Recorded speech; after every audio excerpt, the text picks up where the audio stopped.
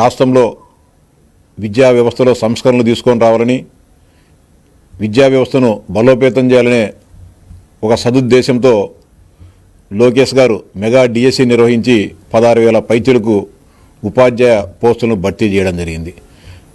భర్తీ చేసి వేలాది మంది అనేక స్కూళ్ళల్లో జాయిన్ అయిపోయి పిల్లలకు విద్యాబుద్ధులు నేర్పుతా వారి విధుల్లో వారు నిమగ్నమై ఉంటే వారందరినీ చెదరగొట్టేదానికి, ఆ ఉపాధ్యాయుల్లో భయభ్రాంతులను క్రియేట్ చేసేదానికి గత 3 నెలల నుంచి వైఎస్ఆర్సీపీ నాయకులు, ఆ పార్టీ అధినేత జగన్మోహన్ రెడ్డి గారు అనేక రకాలైన కుట్రలకు తెరలేవడం జరిగింది.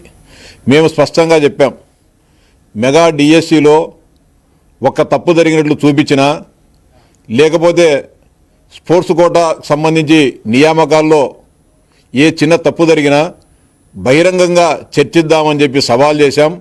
ఆఖరుకు విద్యాశాఖ మంత్రి లోకేష్ గారే ఎక్కడ పొరపాట్లు జరిగాయో నేను చర్చించేదానికి సిద్ధంగా ఉన్నా, ధైర్యం ఉంటే తన దగ్గర ఆధారాలుంటే జగన్మోహన్ రెడ్డి గారే చర్చకు రావాలని చెప్పి ఆయన సవాల్ చేసిన ఆ సైడు నుంచి ఎలాంటి ప్రతిస్పందన ఉండకపోగా, చర్చకు రాకపోగా, చర్చకు సిద్ధం కాకపోగా మళ్ళీ ఏదో విధంగా యువత పైన గొడ్డలి తీసుకొని వారిని నరకాలనే ప్రయత్నాలు చేయడం జరుగుతూ ఉంది. ఇంకా వారి కళ్ళల్లో కోపం తాండవిస్తూ ఉంది నిరుద్యోగ యువత పైన, అదేవిధంగా ఉద్యోగాలు పొందిన యువత పైన కూడా.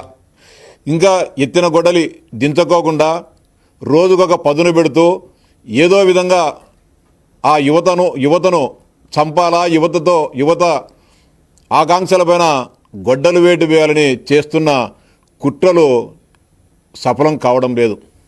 తాజాగా ఆ పార్టీకి సంబంధించిన శాసనమండలి సభ్యుడు మెగా డిఎస్సిలో అక్రమాలు జరిగాయి, స్పోర్ట్స్ కోటాలో అక్రమాలు జరిగాయి, క్రీడాకారులు కాని వారికి ఉద్యోగాలు ఇచ్చారు, దీనిపైన సిబిఐ విచారణ జరపాలని చెప్పి రాష్ట్ర ఉన్నత న్యాయస్థానంలో ప్రజా ప్రయోజనాల వ్యాజ్యం వేయడం జరిగింది.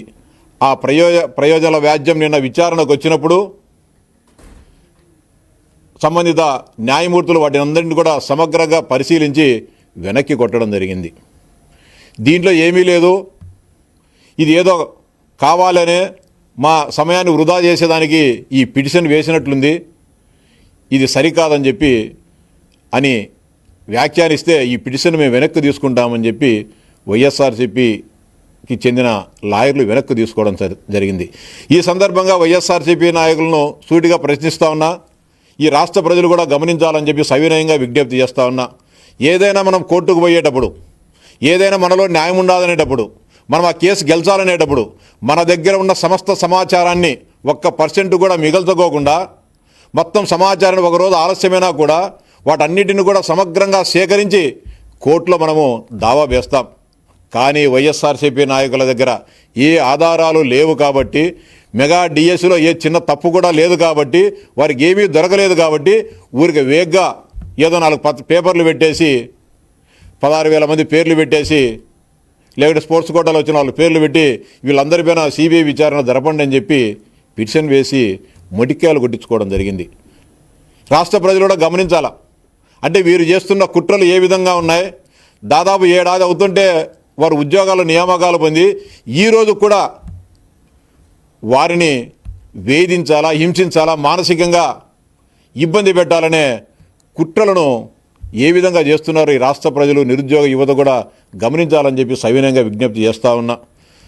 మెగా డిఎస్సి అనేది లోకేష్ గారి ముద్ర అయితే, మెగా డ్రామా అనేది తాడేపల్లి ప్యాలెస్ మార్గ్గా మారిపోయింది.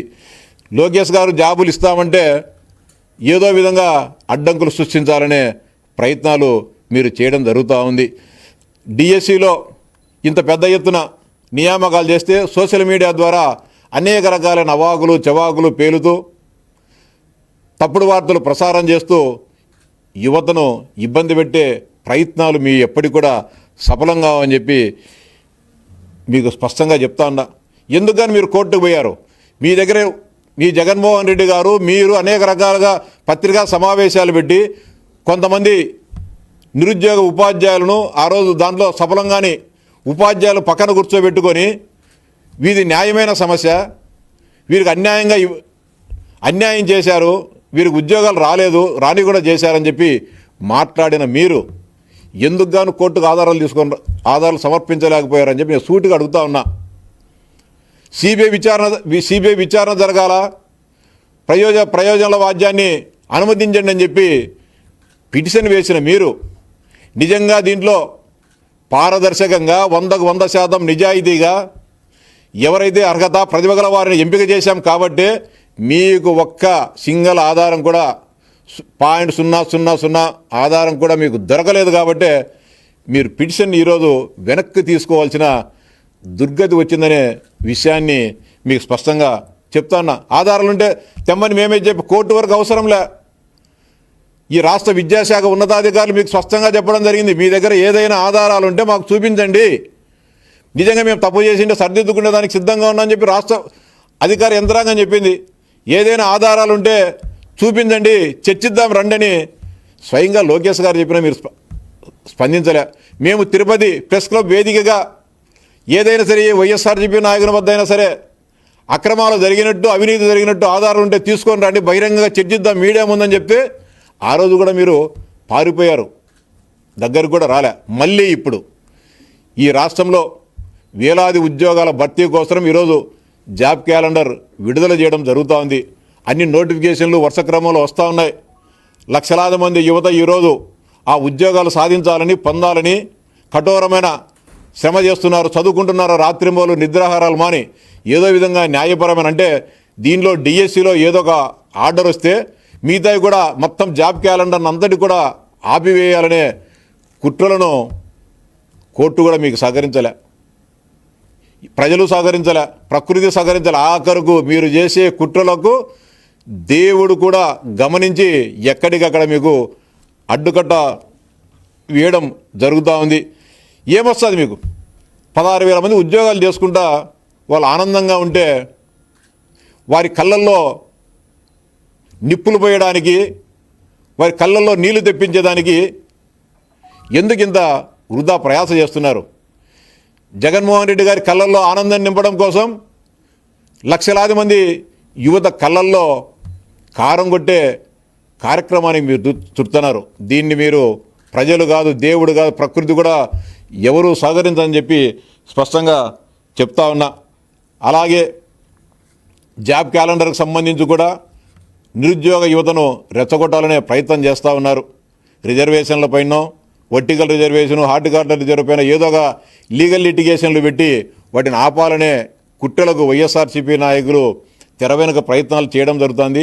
నిరుద్యోగ యువతకు సవినయంగా విజ్ఞప్తి చేసేది ఒకటే, వారి ట్రాప్లో పడవద్దు, మాయమాటలు నమ్మవద్దు. లోకేష్ గారి నాయకత్వంలో పారదర్శకంగా మొన్న ఏ విధంగా అయితే మెగా డిఎస్సి నిర్వహించారో అదేవిధంగా గ్రూప్ 1 నుంచి మిగతా అన్ని శాఖలకు సంబంధించిన ఉద్యోగాలన్నీ కూడా పారదర్శకంగా 100% నిబద్ధతతో నిజాయితీగా జరుగుతాయి. కాబట్టి ఎవరు కూడా వారి మాటలకు కానీ వారి ప్రలోభాలకు కానీ లోను కావద్దని చెప్పి విజ్ఞప్తి చేస్తూ ఉన్నా. యువత భవిష్యత్తు మా అజెండాగా ఎన్డీఏ కూటమి పనిచేయడం జరుగుతోంది. మీరు తప్పుడు ప్రచారాలే అజెండాగా ఈ రాష్ట్రంలో గందరగోళం సృష్టించాలనే ప్రయత్నాల్లో మీరు ఉన్నారు. ఈ రెండింటికి మధ్య పోరాటం జరుగుతూ ఉంది. అలాగే ఏదైతే కోర్టుకు పోయి ముటిక్కాయలు తిన్నారో, జాబ్ క్యాలెండర్ను మెగా డిఎస్సిని గందరగోళం చేయాలని చూసారో అన్నీ కూడా విఫలమయ్యాయి. ముఖ్యంగా రాయలసీమ ప్రాంతంలో పరిశ్రమలు తీసుకొచ్చి నిరుద్యోగ యువతకు ఉపాధి కల్పిస్తా అంటే దాని మీద కూడా మీరు అక్కసు వెళ్ళగక్కుతూ ఉన్నారు. దాల్మియా సిమెంట్ వారు 2వ ప్లాంటు భూమి పూజ చేస్తూ ఉంటే ఆ ప్రాంతంలో ఉండే రైతాంగాన్ని రెచ్చగొట్టి ఆ ఫ్యాక్టరీ ముందుకు పోకోకుండా చేయాలనే కుట్రలకు కూడా మీరు శ్రీకారం చుట్టారు. ప్రతి చోట మీరు చెయ్యరు, ఇంకొకరిని చేయనివ్వరు. ఇది ఏం పద్ధతితో కూడా మాకు అర్థం కావడం లేదు. 16,000 మంది యువతీ యువకులు ఎంతో కష్టపడి వారు ఉద్యోగాలు పొందితే వాటిని కూడా నాటకంగా చిత్రీకరించి వీళ్ళంతా అవినీతి అక్రమాలతో ఉద్యోగాలు సాధించారని చెప్పి మీరు చేస్తున్న ప్రచారాన్ని దేవుడు కూడా క్షమించడనే విషయాన్ని మీకు విజ్ఞప్తి చేస్తా ఉన్నా. అలాగే విద్యా వ్యవస్థలో సమూలమైన మార్పులు తీసుకొని రావడానికి, అదేవిధంగా ప్రతిభ గల విద్యార్థులందరినీ కూడా ప్రోత్సహించడానికి లోకేష్ గారి నాయకత్వంలో విద్యాశాఖ అనేక సంస్కరణలు చేపట్టడం జరిగింది.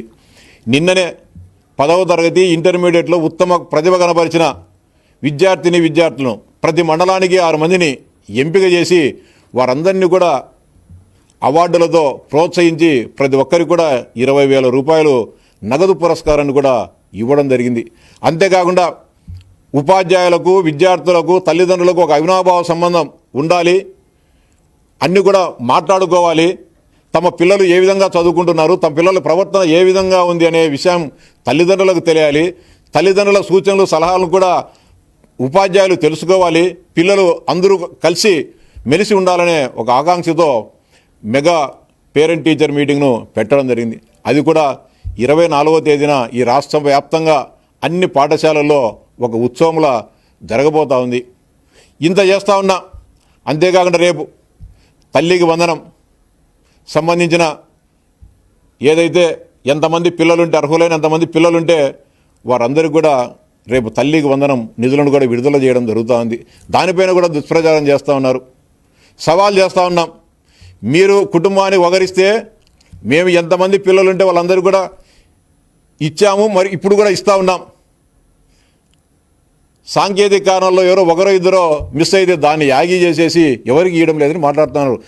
మీ 2019-24 మధ్య కాలంలో ఇచ్చిన దానికంటే అదనంగానే మేము ఇస్తూ ఉన్నాం. ఈరోజు విద్యా వ్యవస్థలో అనేక సంస్కృత శ్రీకారం చుట్టాం. ఈరోజు మధ్యాహ్న భోజన పథకంలో కానీ సన్న బియ్యం తీసుకొని వచ్చి ధనవంతులు ఏదైతే బియ్యం అన్నం తింటున్నారో వాటిని ఇవ్వడం జరుగుతూ ఉంది. కొత్తగా ఇంటర్మీడియట్ విద్యార్థులు కూడా మధ్యాహ్న భోజన పథకాన్ని లోకేష్ గారు ప్రవేశపెట్టడం జరిగింది. ఇంత బ్రహ్మాండంగా చేస్తూ ఉంటే సూచనలు సలహాలు ఇవ్వాల్సింది పోయి మెగా డిఎస్సి అనే దాన్ని అడ్డం పెట్టుకొని ఈ రాష్ట్రంలో విద్యా వ్యవస్థను భ్రష్టు పట్టించాలనే మీ ఆశలు, ఆకాంక్షలు ఎప్పటికి కూడా నెరవేరమని చెప్పి స్పష్టంగా చెప్తానా. ఇప్పటికైనా కూడా చేసిన అల్లరి సాలుక ఇప్పటికైనా ప్రశాంతంగా ఉండి విద్యా వ్యవస్థ బలోపేదానికి తగు సలహాలు సూచనలు ఇవ్వండి. స్వీకరించేదానికి ప్రభుత్వం సిద్ధంగా ఉంది. అంతేకాకుండా విద్యా వ్యవస్థలో సంస్కరణలో భాగంగా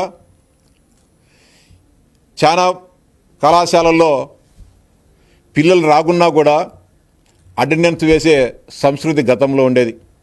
అలాంటి సంస్కృతి ఉండకూడదని చెప్పి లోకేష్ గారు విద్యాశాఖ అధికారులు నిర్ణయం తీసుకోవడం జరిగింది. ప్రతి ఉన్నత విద్యా కాలేజీలలో ప్రతి విద్యార్థి కూడా తన హాజరుకు సంబంధించి ఇప్పుడు ఏదైతే ప్రభుత్వ ఉపాధ్యాయులకు ఎఫ్ఆర్ఎస్ ఉందో పాఠశాలలో చేరే పిల్లలు కూడా ఎఫ్ఆర్ఎస్ పెట్టడం జరుగుతోంది. దానిపైన కూడా ఎఫ్ఆర్ఎస్ లేకుండా చేస్తామని చెప్పి జరుగుతున్న విషయం కూడా ప్రభుత్వం దృష్టికి రావడం జరిగింది. దాన్ని కూడా ఎవరు నమ్మాల్సిన అవసరం లేదు. ముఖ్యంగా బీఈడీ కళాశాల యాజమాన్యాలకు స్పష్టంగా చెప్తా ఉన్నాం. గత కౌన్సిల్ సమావేశాల్లో విద్యాశాఖ మంత్రి గారు స్పష్టంగా చెప్పడం జరిగింది. బీఈడీ కళాశాలల్లో బోగస్ ఎన్రోల్మెంట్ విపరీతంగా ఉంది, దీనికి అడ్డుకట్ట వేయాలని చెప్పి సభ్యులు అడిగిన ప్రశ్నకు లోకేష్ గారు ఆ రోజే స్పష్టంగా సమాధానం చెప్పడం జరిగింది. బీఈడీ కళాశాల కాదు, ప్రతి ఒక్క కళాశాలలో ఎఫ్ఆర్ఎస్ పెడుతున్నాం. అకౌంటబిలిటీ ముఖ్యం. ప్రభుత్వము ఇన్ని వేల కోట్ల రూపాయలు విద్యారంగం పైన ఖర్చు పెడతా ఉంటే పిల్లలు స్కూల్కి వస్తున్నారా రాలేదా అనే విషయం పాఠశాల యాజమాన్యానికి తెలియాలి. అదేవిధంగా పిల్లల తల్లిదండ్రులకు కూడా తెలియాల్సిన అవసరం ఉంది. ఆ బాధ్యత తెలియజెప్పాల్సిన బాధ్యత రాష్ట్ర ప్రభుత్వం మీద ఉందని ఆయన గట్టిగా చెప్పి అన్ని కళాశాలల్లో ఎఫ్ఆర్ఎస్ ఈసారి నుంచి ఏర్పాటు చేయడం జరుగుతుంది. ఖచ్చితంగా ఎఫ్ఆర్ఎస్ అనేది అన్ని కళాశాలలో ఉంటుంది కాబట్టి యాజమాన్యాలు కూడా ఎలాంటి ఆలోచనలు పెట్టుకోకుండా ప్రభుత్వము ఇచ్చిన ఆదేశాలను సూచనలను తప్పక పాటించాలని చెప్పి సవినంగా విజ్ఞప్తి చేస్తాను.